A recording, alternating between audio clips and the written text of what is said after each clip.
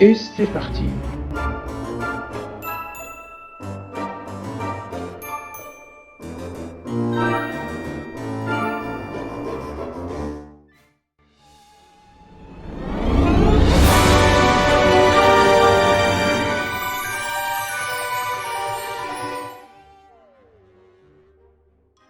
Shang-Yang naît au IVe siècle avant Jésus-Christ, au pays de Wei. Il devient ministre de l'État de Chine et y introduit de nouvelles réformes. Entre 361 et 338 avant notre ère, Shang-Yang pose les bases d'un nouvel ordre chinois, qui s'oppose aux théories confucéennes adeptes de la transmission de la vertu royale et des principes ancestraux. Au contraire, pour lui, la loi est toute puissante, et les sujets ont des devoirs.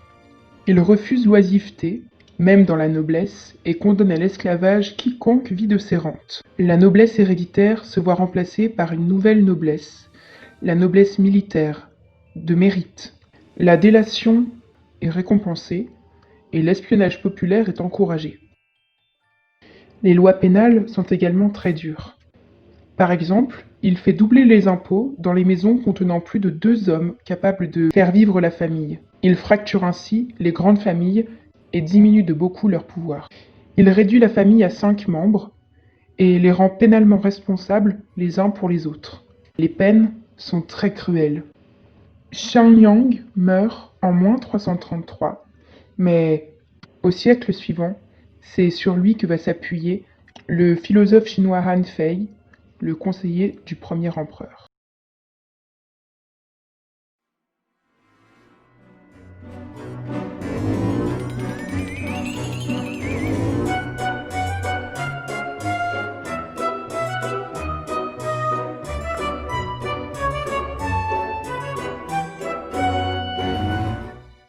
Le général Meng Tian, dont la date de naissance est inconnue, réalisa l'un des ouvrages les plus spectaculaires jusqu'à aujourd'hui, la Grande Muraille de Chine.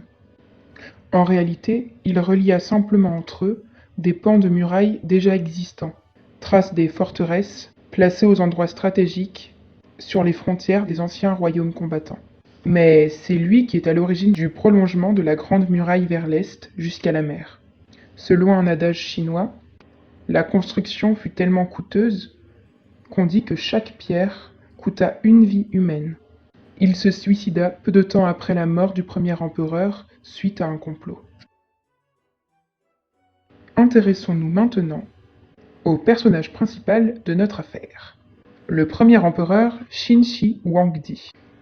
Il fut placé sur le trône des Qin en -247. Il s'agit du royaume le plus puissant de tous les royaumes combattants. À la suite de différentes guerres, il parvient à unifier tous les royaumes en 221 avant notre ère. Il devient ainsi le premier empereur des Qin. Et c'est exactement ce que son nom veut dire. Le conseiller de cet empereur, Han Fei, est le digne successeur de Shang-Yang, le théoricien. Il redéfinit la position de l'empereur, non pas en tant que simple courroie de transmission entre le ciel et les hommes, mais l'égal du ciel. Pour régner, l'empereur applique une loi, connue universellement. Pour imposer son essence divine, l'empereur met en place la stratégie du secret. Il s'agit de fermer les portes du palais à quiconque est étranger à la situation. Aucun noble n'est au courant de ses déplacements, et il s'entoure ainsi de mystères presque divins. Mais il est vrai qu'il possède une vraie capacité de travail et un don pour choisir ses collaborateurs. Il installe sa capitale à Xianyang. On dit que l'empereur y fit construire une réplique de tous les palais des seigneurs vaincus, et que son propre palais est immense. Plus de 10 000 personnes peuvent prendre place dans la salle d'audience. Et l'ouvrage est si important qu'il ne sera pas achevé de son vivant. Parallèlement à la construction de sa nouvelle capitale, il mène une guerre contre les Confucéens. En 213 avant notre ère, il organise un grand autodafé de tous les ouvrages non scientifiques existant dans la capitale et ses alentours. Il fait donc brûler la plupart des ouvrages confucéens et met à mort les lettrés qui avaient cru pouvoir les cacher. Heureusement, moins d'un siècle plus tard, de nombreux ouvrages ressortent de l'ombre, Dans le même temps, il mène une grande bataille de centralisation. Il partage l'empire en 36 commanderies, elles-mêmes divisées en préfectures.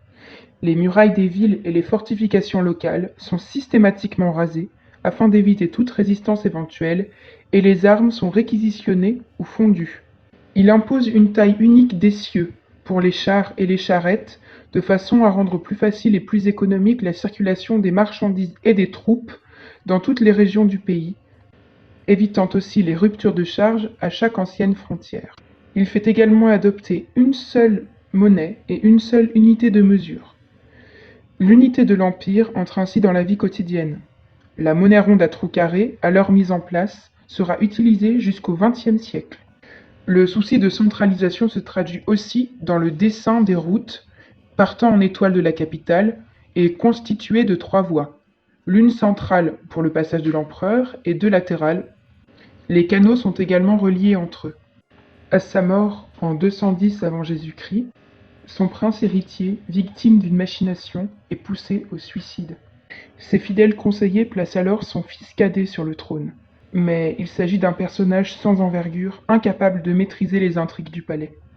En 206, le pouvoir affaibli ne peut résister aux révoltes paysannes, car les paysans sont accablés de travaux et d'impôts, aux révoltes de la noblesse, déchue, déracinée, ni aux révoltes des lettrés, aigris et pourchassés. L'Empire bascule dans l'anarchie. La Chine a cependant gagné un nouvel espace unifié et une nouvelle conception du pouvoir. Qin Shi Huangdi meurt en 210 au cours d'un voyage vers l'Est. Hanté par l'idée de la mort, l'empereur avait déjà fait construire sa sépulture à la hauteur de ses exigences.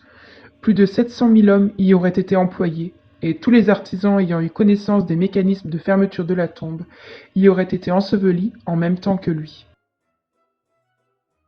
Son mausolée est couvert d'un tumulus, véritable colline haute de 45 mètres.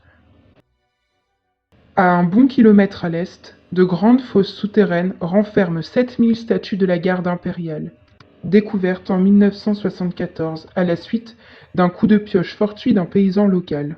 Les soldats grandeur nature sont alignés dans couloirs orientés est-ouest et séparés par d'épais murs de terre battue.